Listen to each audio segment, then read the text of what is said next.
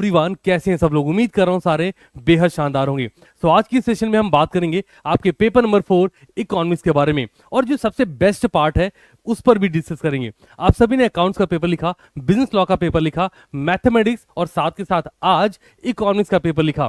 तो जो सबसे बेस्ट मोमेंट था वो आप सबके लिए ये था, जो हिडन भी रहा है। बट पता है क्या, एक हिडन कमांड, एक हिडन अप्रोच कई बार आपको वो रिजल्ट लेके देती है जो शायद आप एक्सपेक्ट भी नहीं कर रहे होते। तो आपने पेपर लिखे हैं 30 डेज पहले ऑफ योर एग्जामिनेशन। समझाता हूं कैसे। आप सोचो 30 डेज कहां बचे हैं, बताता हूं। आज जब आपने पेपर लिखा इकोनॉमिक्स का, तो आज है 30th ऑफ मई और आपका पेपर कब होना है 30th ऑफ जून। मतलब साफ है, लोग आपको बोलेंगे 30 डेज की स्ट्रैटेजी, 20 डेज की स्ट्रैटेजी, और सीटीसी क्लास में मैं आपको बोल रहा हूँ कि आपको प्रैक्टिकली जो इंफॉर्मेशन मिल रखी है उसको इंप्लीमेंट करने की देर है। सोचो जरा कि आपको 30 दिन पहले पता लगता है वो लूप होल है ना, वो लूप होल जिसके बारे में आप ये सोच रहे होते हैं कि एक्चुअल में प्रॉब्लम है कहां। और अगर कोई बाय हार्ट सिटीजन है तो ये समझ सकेगा कि आपने इकोनॉमिक्स का पेपर लिखा या लॉ का पेपर लिखा, अकाउंट्स का, मैथ का, जब आपने पेपर लिखा तो आपको बहुत क्लैरिटी से एक बात समझ आ रही होगी कि भाई इस टॉपिक के क्वेश्चन नहीं बन रहे।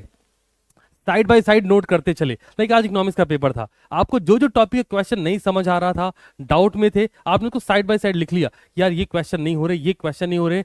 30 दिन का अंतर है, आपको कुछ स्पेशल नहीं करना है। आप सोचो जरा, जब आपको ये पता लग जाता है कि ये आपकी स्ट्रेंथ है, यहां पर वीकनेस है, इस टॉपिक में अपॉर्चुनिटी दिख रही है, इस पर काम कर सकते हैं, और ये जो साला थ्रेड लगता था यार ये तो आ रहा है भाई अपने को, इससे क्वेश्चन बन रहे हैं अपने से, तो जो आपका कॉन्फिडेंस होगा वो नेक्स्ट लेवल होने वाला है। सो पहले तो मुझे आप कमेंट्स में जरूर से बताएं कि आज आउट ऑफ 100 मार्क्स आपके एक्सपेक्टेड मार्क्स क्या हैं, वो कमेंट जरूर करिएगा पेपर नंबर 4 में। और इसके बाद जो सबसे जरूरी बात है ना, इन 4 पेपर को लेने के बाद जब हमने आपका अकाउंट्स का, लॉ का, मैथ का, इको का पेपर 30 दिन पहले लिया, तो आपकी लर्निंग क्या रही, इससे आपने क्या सीखा, है ना। बिकॉज होता क्या है कि एग्जाम मोमेंट तक का वेट होता है कि बेटा हम तुम्हारे पेपर लेंगे। अरे बेटा ठीक है, बट बेस्ट पार्ट ये है, और बहुत सारे पेपर लिखना बेस्ट पार्ट नहीं है। बेस्ट पार्ट ये होता है कि आप जो पेपर लिख रहे हैं उसमें जो लूप होल दिख रहा है, बिकॉज जो पेपर हमने आप सभी के लिए डिजाइन करे, वो अकाउंट का हो, लॉ का हो, मैथ का हो, इको का हो, फर्क नहीं पड़ता,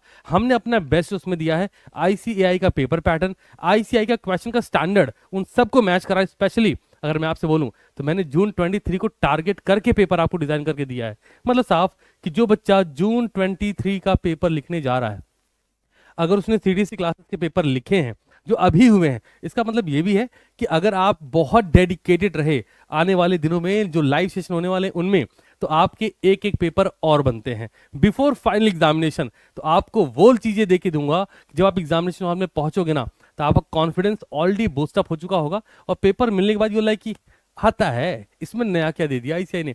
और ये जो चीज होगी ना, ये आपके इंडिविजुअल रिजल्ट को बदल के रहेगी। मुझे नहीं पता एग्रीगेट लेवल पे क्या होने वाला है, बट मुझे ये पता है कि अगर रिजल्ट 20% भी रहेगा ना, तो जो बच्चा सीरियस है, रियलिस्टिक वे में प्रिपरेशन कर रहा है, तो प्रिपरेशन प्रेजेंटेशन के बीच के गैप को आराम से फिगर आउट करेगा, और उस लूप होल को क्या करना है, फिल इन द ब्लैंक्स, है ना। तो कमेंट में सबसे पहले आपको बताना होगा मुझे, आप इस पेपर नंबर 4 में क्या एक्सपेक्ट कर रहे हैं marks out of 100। Then after आपकी लर्निंग इन 4 पेपर को लिखने के बाद क्या रही, क्या आपने इन पेपर को लिखते हुए उन चीजों को नोट डाउन करा है कि नहीं, कि अकाउंट्स में क्या नहीं आ रहा, मैथमेटिक्स में कौन सा टॉपिक नहीं आ रहा, इकोनॉमिक्स में कौन सा टॉपिक नहीं आ रहा, आपने नोट डाउन करा है कि नहीं करा है।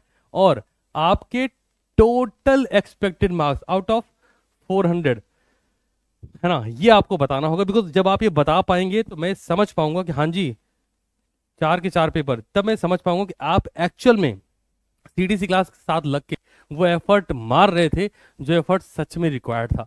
और अगर आप ये इंडिविजुअल लेवल पर कर रहे हैं, देखो हमेशा ना जो आप गेम प्ले कर रहे हैं वो इंडिविजुअल है ना। मोटिवेशन के लिए ठीक है कि यार तुम भी पढ़ो हम भी पढ़ेंगे, बट जो रिजल्ट होगा वो आपका इंडिविजुअल आपको दिया जाएगा कि भैया तुम PASS हो गए, है ना, पास हो गए। और ये जो फीलिंग होगी वो नेक्स्ट लेवल होने वाली है। सो अभी भी हमारे पास लगभग 20 दिन बाकी हैं, जहां पर हम अपना एफर्ट, अपनी एनर्जी लगा सकते हैं।